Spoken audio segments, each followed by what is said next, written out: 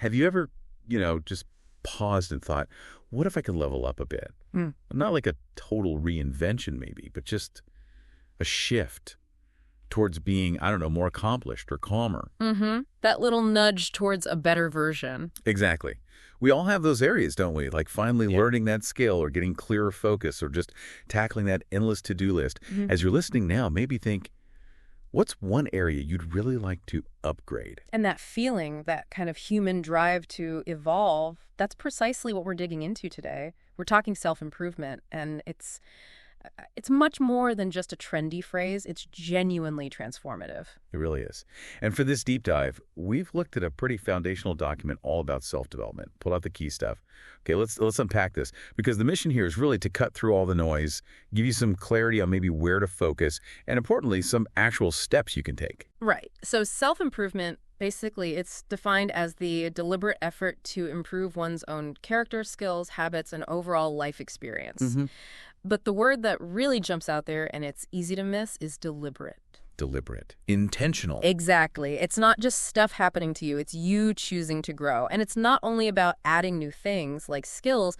It's also about unlearning old habits that maybe aren't helping anymore. And this can show up in lots of ways: physical, emotional, intellectual, social. So the idea is you won't finish listening feeling, totally swamped by all of the possibilities.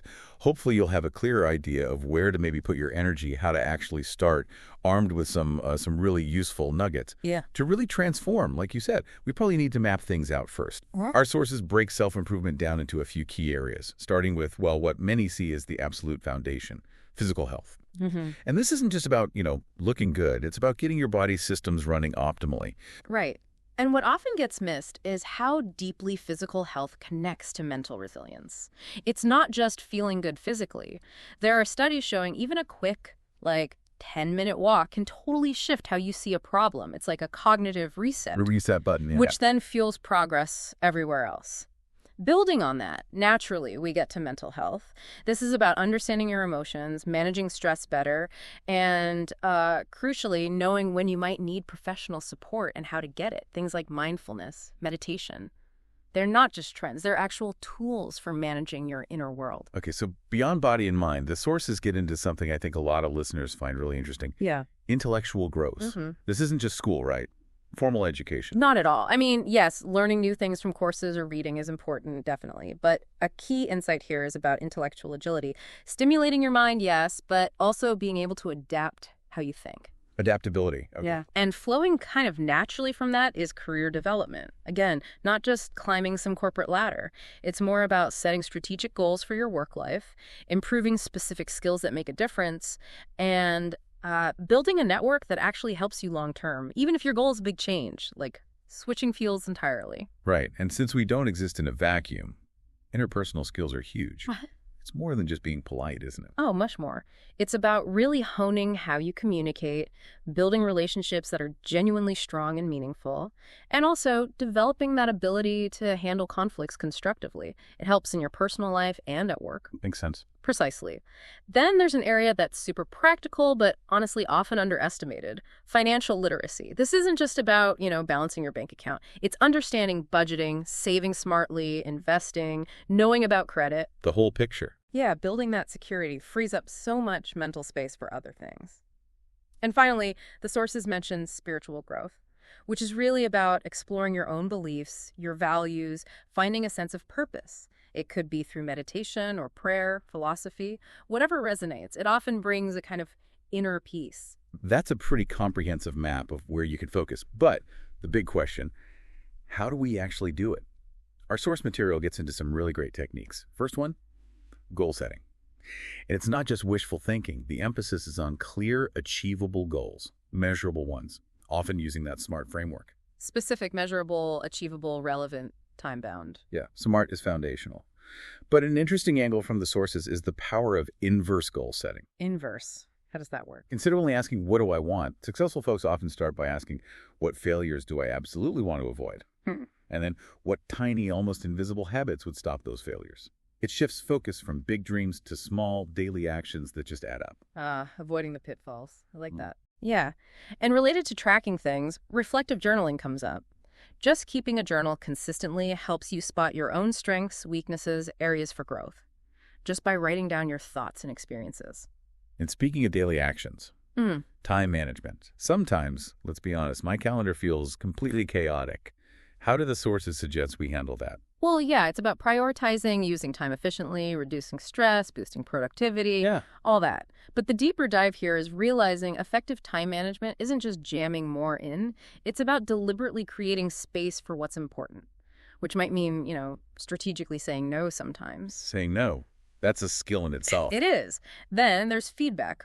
Actively asking for constructive criticism from peers, mentors, whoever. It gives you insights you just can't get otherwise. It shows you how others see you and where you can genuinely improve. Right, that external view.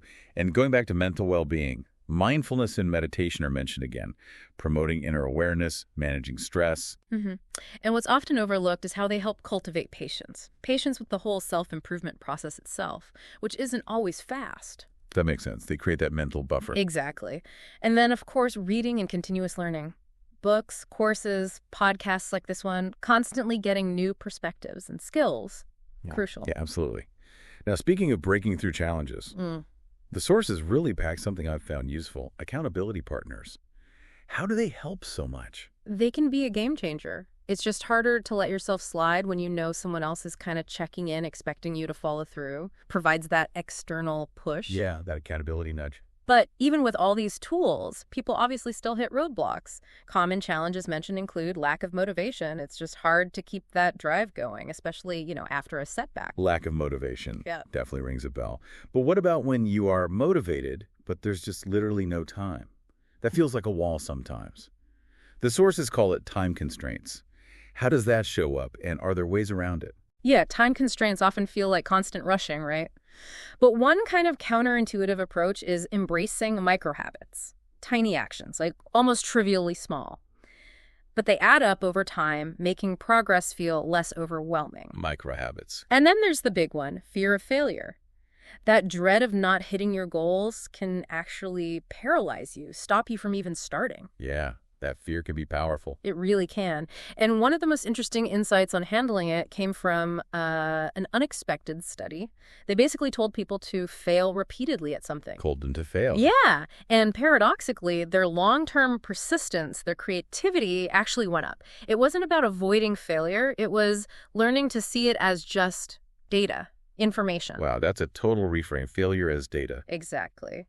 And finally, another huge one, overwhelm. It's so common. Just the sheer number of things you can improve feels vast, and you get lost. Like, where do I even begin? Right, totally get that. So understanding these challenges isn't just about listing problems. It's really the first step towards figuring out solutions and building up that resilience you need for the long haul. So what does this all mean when you boil it down? Ultimately, self-improvement is really painted as this lifelong journey. It takes commitment, ongoing commitment, looking inward, and just being willing to evolve. And while everyone's path looks different, the core idea is always moving towards that better version of yourself. And why does that matter so much? Well, the importance is pretty clear, isn't it? When you engage in this, it leads to a better quality of life overall. More satisfaction, more fulfillment. It builds resilience, too. You develop the skills to handle tough times, which strengthens you mentally and emotionally. Yeah, and the sources then touch on something really powerful. The impact beyond just you. Personal empowerment.